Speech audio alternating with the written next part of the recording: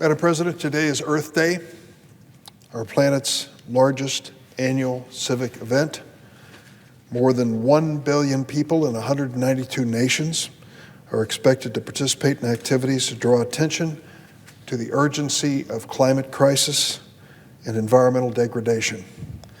From the south side of Chicago to South America and South Asia, ordinary citizens, school children, scientists, environmental activists, business and government leaders, and others are calling for help for our ailing planet. This year, the most important Earth Day gathering is just 14 blocks from where we meet at the White House today. President Biden is hosting a 2-day virtual summit of leaders from 40 nations, leaders from the highest emitting countries, China, India, Russia, as well as leaders from countries that suffer the worst consequences, Bangladesh and Kenya. The leaders are coming together after a year of staggering pandemic hardship and climate-related crises to renew their commitment to save our planet from irreversible climate catastrophe.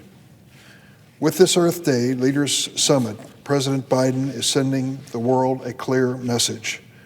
The United States is back and is ready to be a leader again in combating climate change. The White House Leaders Summit is meant to encourage countries to make strong commitments under the Paris Agreement to prevent the global average temperature from rising more than 1.5 degrees Celsius above pre-industrial levels. This sounds technical and dry and wonky, but here's what it means.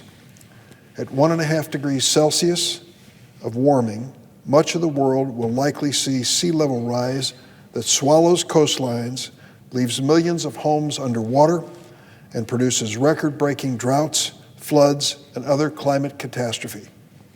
Hundreds of millions of people will be pushed into poverty because of this, and climate-related famine and conflicts would trigger a global refugee crisis worse than anything we've ever seen.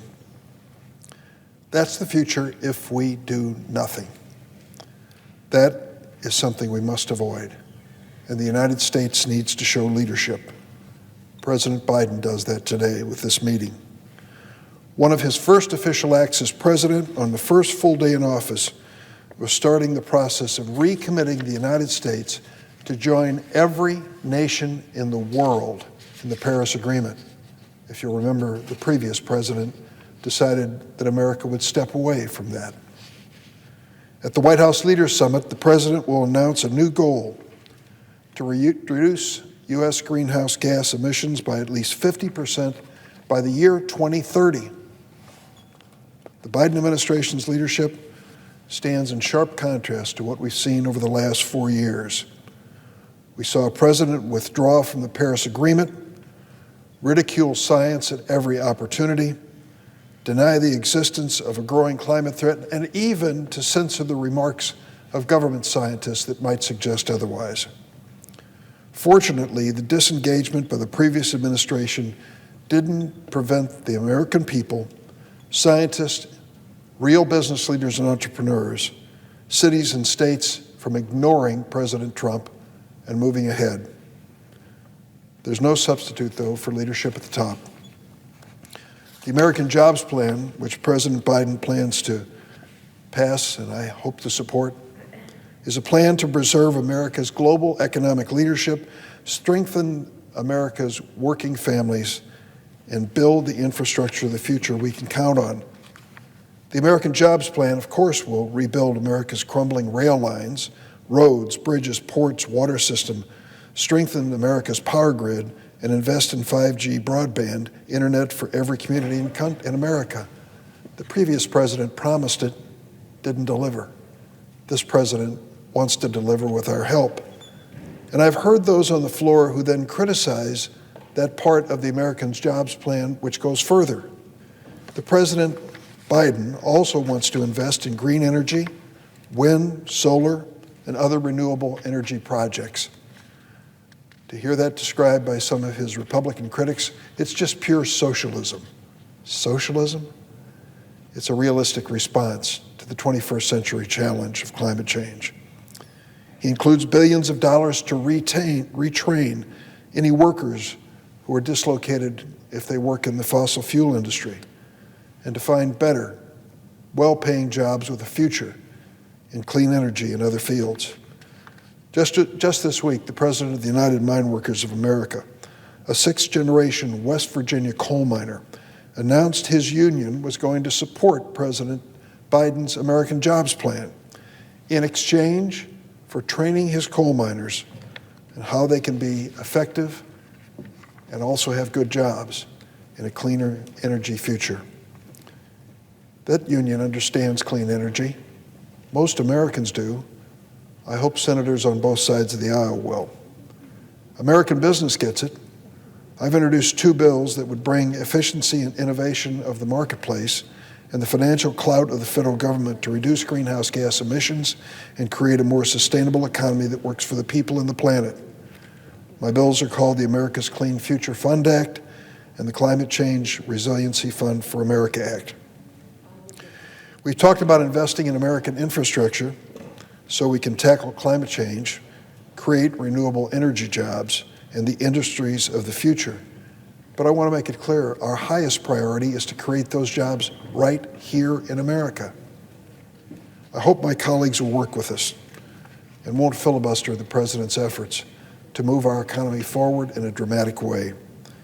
We can't afford denial, defeatism, and we can't afford people who say it's too late to do anything about the climate disaster. We owe it to our children, grandchildren, and future generations to do everything in our power to save this planet from what is obviously coming our way. Safe, effective vaccines have brought us so far in fighting this pandemic. We've developed in the short period of time under this president not only the vaccines, but also their delivery and administration to the people of our country at a rate no one ever expected. The research that led to this was good scientific research. Technology was developed called messenger RNA, and it worked. The basic science that led to the discovery of mRNA was funded largely by American taxpayers, by government programs, and then applied to the private industry with great success. And now, because of our investment in science and belief in science, people's lives are being saved in the United States and around the world. Imagine what solutions we can find to harness the power of public-private partnerships together with science and citizen engagement to address climate change. The first Earth Day was 51 years ago. It was proposed by a senator from Wisconsin named Gaylord Nelson. It brought 20 million Americans together at the time, put preservation of our planet on the national agenda, and ushered in a decade of remarkable environmental progress. That decade saw the creation of some of our most important protections of clean air and water. 10 years later, Gaylord Nelson looked back on that first Earth Day and the decade that followed. His words bear repeating today, and this is what he said: "So long as the human species inhabits the earth, proper management of its resources will be the most fundamental issue we face. Our very survival will depend on whether or not we are able to preserve, protect, and defend our environment." Madam President, we're not free to decide about whether or not our environment matters. It does matter. Apart from politics, it is fundamental to survival. We disregard the needs of our ecosystem at our mortal peril. That was the lesson of Earth Day, and it should never be forgotten.